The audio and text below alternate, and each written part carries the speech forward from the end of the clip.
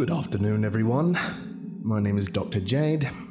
Unfortunately, Researcher Miller is still not back from whatever he is doing. As it's classified, let's just move on to today's lecture, shall we? The place we're going to be looking at today is SCP-1836. Object Class Euclid. Special Containment Procedures. SCP-1836 is to be recontained within Site-641, which is disguised as an active ecological research station and wildlife preserve at, these are coordinates, if they mean anything to you, I'll read them. North 74.13 minus west 93.81. I don't know. Encompassing the entirety of the Cunningham Inlet. The research station is to be staffed with a full-time research team and support staff, including a classically trained angakkuq. I apologize for the pronunciation. I am not familiar with that word at all. And a certified cosmetologist. A 50-kilometer radius of protected waters is to be maintained around the site. These waters are to be patrolled by armed Foundation assets disguised as research personnel or environmental activist elements. Trespassers are to be interrogated, administered Level C amnestics, and released in the nearest settlement.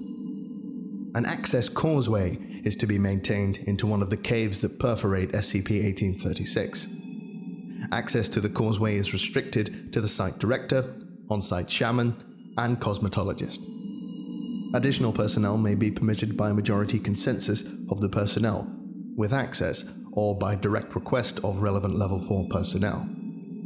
In the event of hostile SCP-1836 activity, the staff shaman and cosmetologist are to enter SCP-1836 using the causeway and enact the Helping Hands protocol. In the event of failure, Foundation personnel are to fall back and observe SCP-1836 until it enters its inactive state, at which time they are to mobilize Mobile Task Force 89E, Thomas Tuggers, to tow SCP-1836 back to Site-641.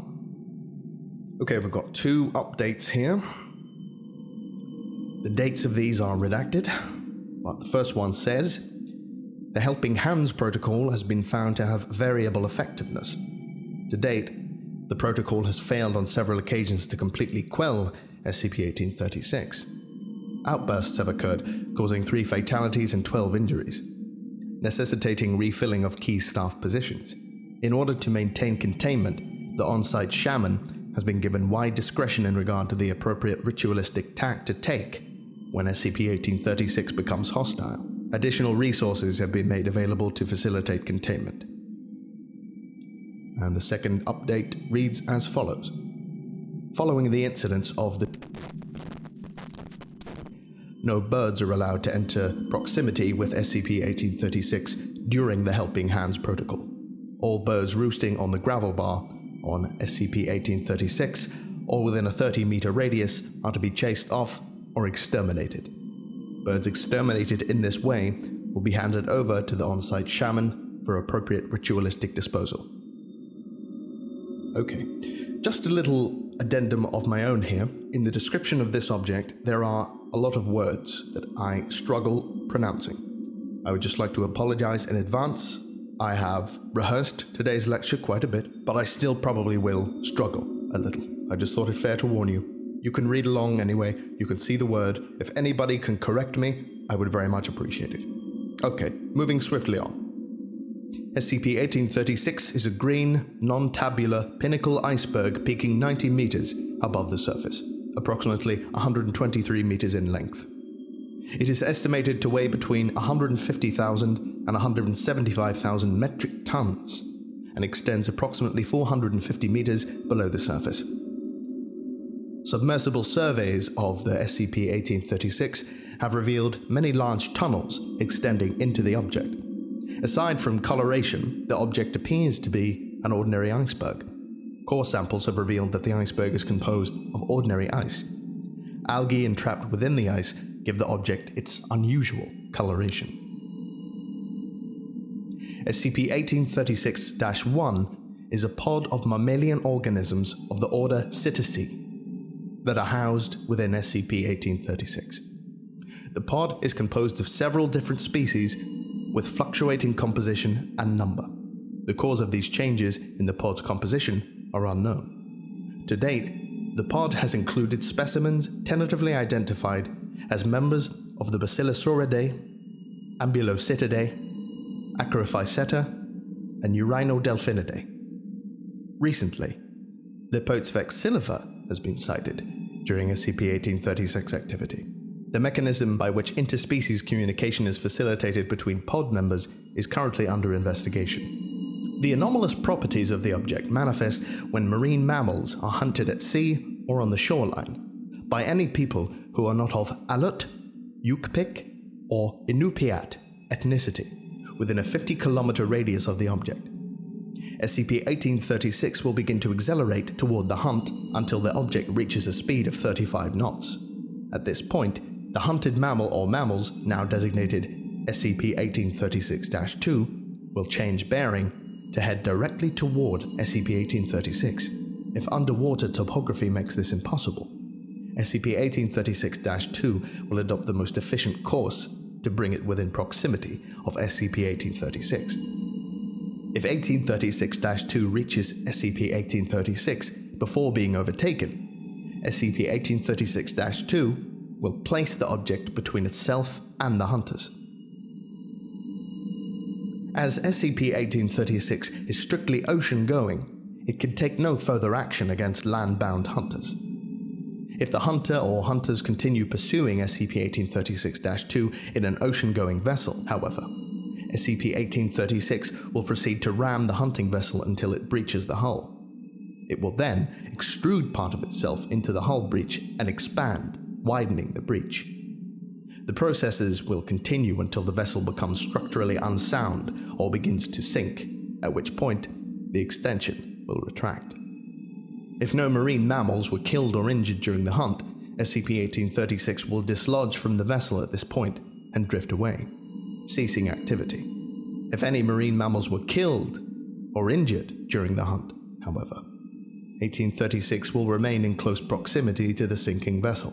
When the hunters evacuate the sinking vessel, between 5 and 30 instances of SCP-1836-1 will emerge from the submerged portions of SCP-1836 and engage the hunters, dragging them into the submerged caverns within SCP-1836.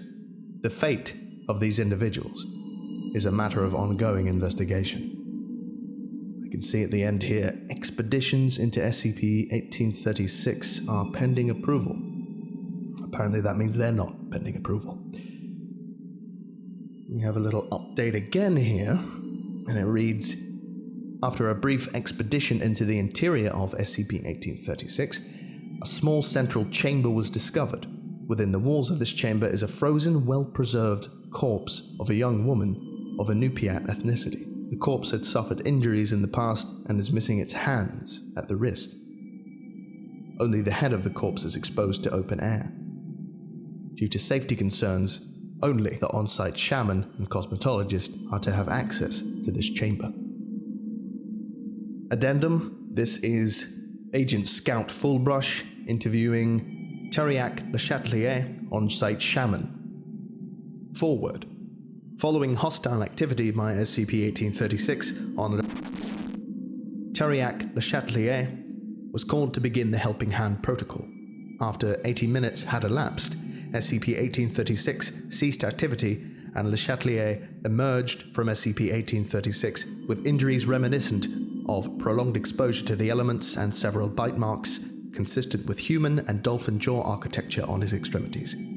He provided the following debriefing to Agent Fullbrush after receiving full medical attention. All right, we're recording. Let's begin then. For the record, Agent Fullbrush debriefing Teriak Le Chatelier. It's Teriak. We've known each other for a year now. I'm sorry. Yes, well, it's fine. Just, don't do it again. Right. Can you tell me what happened on... What? Yesterday afternoon? Yesterday she just got a little mad at me is all. I'm terrible with a comb, and I tugged too hard, and she nipped me a bit. It's her way. Can you elaborate? Sure.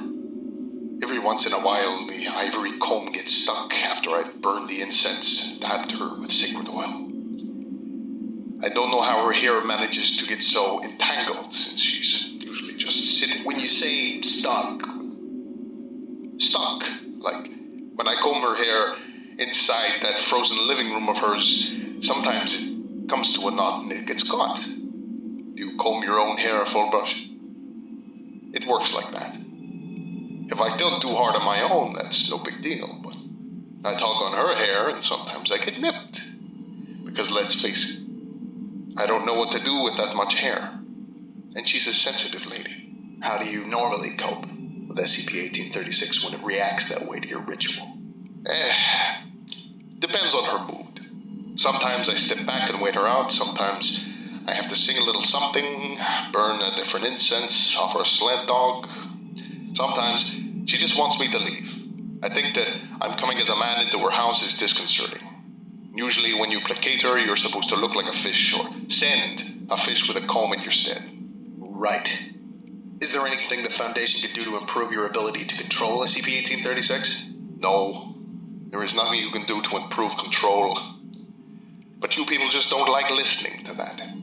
So then, You can help by giving me another pair of hands to help me out. Preferably one who knows how to deal with long ladies' hair. Get me a hairdresser. Oh, and untie my hands with pre-ritual preparations. Not every one of her outbursts is the same. She's got feelings, even if she isn't willing to tell you Kalanat because you can't be bothered to learn how. so formally you'd like to request an assistant with hair care experience and greater operational latitude? Yes, that sounds about right. I'll get the paperwork. We'll see what happens. Okay, everyone. There is another incident report, but level 3 authorization only. Better luck next year. Thank you very much for listening, everyone. Goodbye.